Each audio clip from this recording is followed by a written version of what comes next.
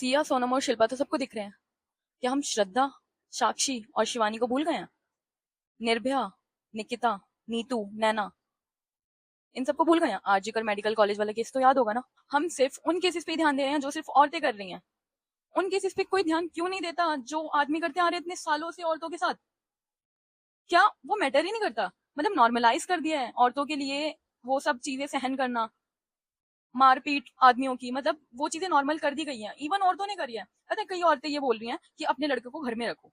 ठीक है, अगर कोई लड़की अलग रहने के लिए बोल रही है तो उसको धक्के मार के निकाल दो, अपने लड़के को अलग रखो। बट वो लड़की जो अपना घर छोड़ के आई है तुम्हारे पास, अपना पूरा परिवार छोड़ के आई है, उसका क्या?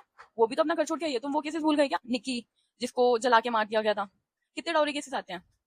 त्विषा त्विषा वाला डाउरी केस अभी रिसेंटली हुआ था।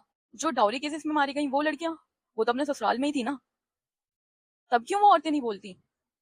वो औरतें तभी क्यों बोल रही हैं जब अगर कोई लड़की या औरत क्राइम कमिट कर रही है? एक बुजुर्ग आदमी ने 3.5 साल की लड़की का रेप किया था पुणे में, और भोपाल में 14 साल की लड़की का रेप हुआ था। अभी रिसेंट के केसेस आई हैं। सारी मेंटेलिटी की बात होती है ना, ये रिलीजन की बात है ना ये जेंडर की बात है।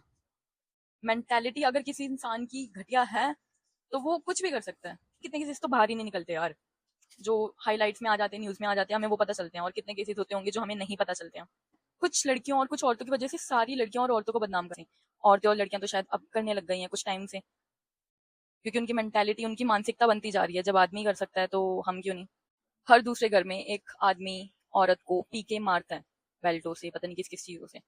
उस चीजों को लेके तो कोई इतनी बातें नहीं करता। वो तो नॉर्मलाइज है ना। औरतों का पिटना तो नॉर्मल ही है। औरतें कमजोर होती हैं। ये उन औरतों की वजह से जिनकी पैट्रियार्की वाली सोच है ना। उन औरतों ने ही इन आदमियों को इन्फ्लुएंस कर रखा है कि आदमियों से बढ़कर तो कोई है ही नहीं ना। आदमी तो भगवान है, औरतें उनकी पैर की जुत्ती।